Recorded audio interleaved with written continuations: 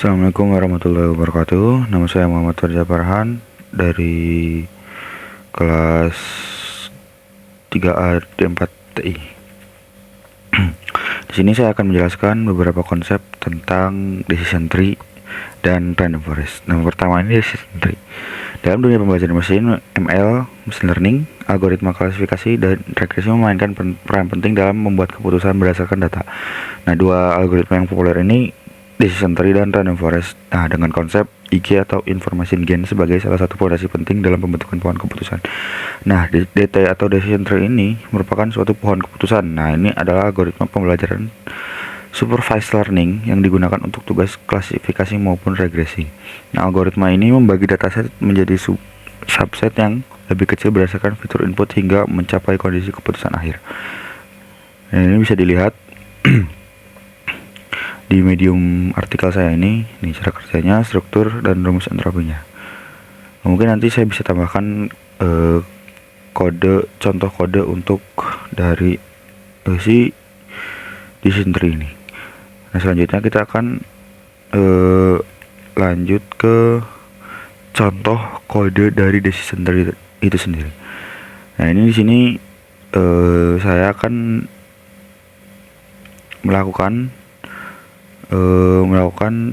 tes kode, melakukan prediksi apakah bunga itu sentosa, versicolor predicted, atau virginica. Nah, ini pertama kita akan mengimport beberapa library. Nah, ini sudah bisa dilihat ada Matplotlib, Seaborn, Escalon, sama Pandas. Nah, lalu kita akan melakukan pemanggilan dataset. Nah, dataset ini sudah ada di internet ya, jadi tinggal pakai saja. Nah, ini untuk ciri-ciri dari bunganya. Nanti kita akan memprediksi apakah bunga ini termasuk ke jenis bunga mana. Nah, di sini kita akan membagi sepertiga seperti biasa, sepertiga data dari full datanya untuk dijadikan data tes. Lalu kita akan mendeklarasikan si algoritma decision tree tersebut. Lalu kita akan predik hasilnya. Nah, bisa dilihat di sini hasil prediknya, akurasinya ini mencapai 0,9 yang berarti 95%. Ini tinggi sekali ya menggunakan algoritma decision tree ini.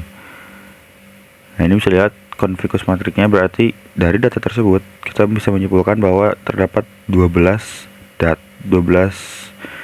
data tersebut merupakan bunga ini, 17 data merupakan bunga ini, dan 14 data merupakan bunga sentosa. Yang bisa dilihat untuk grafik pohon keputusannya, bisa dilihat ini ada, ini bisa kalian pelajari sendirilah. Nah, ini untuk contoh penggunaan decision tree. Nah, sekarang kita masuk ke random forest.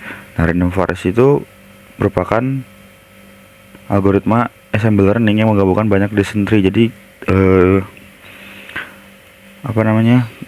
lebih mudah dipahaminya itu, jadi random forest ini merupakan bagian dari banyak decision tree. Nah, decision tree itu kan pohon. Nah, ini kan forest itu termasuk kan hutan, bahasa Inggrisnya hutan. Nah, jadi pohon hutan ini kan termasuk banyak pohon, jadi random forest ini masih termasuk decision tree, namun banyak cabang, banyak akarnya lah, seperti itu. Ini bisa dilihat pengertian dan cara kerjanya, terus keunggulannya, terus ada pun contoh sederhananya. Ini kita akan menggunakan, nah ini kasusnya itu memprediksi apakah pasien itu menderita diabetes berdasarkan data medis yang sudah ada di internet. Nah, ini kita punya data jumlah kehamilan, glukosa, terus tekanan darah, terus ini kulit, insulin, BMI, terus fungsi ini tuh kalau nggak salah tuh diabetes dari keturunan, terus umurnya. Nah, ini outcome-nya itu 1 diabetes, 1 itu diabetes, 0 itu tidak. Nah, kita bisa lanjut ke Google Colab-nya saja. Di sini bisa kita lihat sama seperti sebelumnya, kita akan mengimport beberapa library untuk menggunakan algoritma ini. Itu ada Pandas, Matplotlib, Seaborn, Escalon. Lalu kita akan mengambil dataset yang sudah ada di internet. Nah, ini dataset yang sudah saya jelaskan tadi. Ini ada, kita ambil 5 teratas. Ini ada data jumlah yang hamil, glukosa dan lain-lain. Nah, ini outcome-nya ini apa namanya teh? Dia terkena diabetes atau enggak. Lalu kita akan ya pisahkan dulu lah si outcome-nya ini, dipisahkan. Nah, lalu kita sama seperti sebelumnya, kita akan membagi sepertiga data, sepertiga full data ini menjadi data tes. Nah, lalu kita akan mendeklarasikan random forest-nya ini di sini. Ini random forest classifier, bla. Lalu kita akan prediksi. Nah, ini evaluasinya seperti ini. Nah, dari hasil data dan menggunakan random forest ini bisa dilihat akurasinya itu mencapai 0,75, yang arti 75%. Ya, lumayan bagus. Nah, lalu ini ada konfigurasi matrik yang berarti dari data itu kita bisa simpulkan bahwa ada 47 orang yang terkena diabetes dan 127 yang tidak. Nah, ini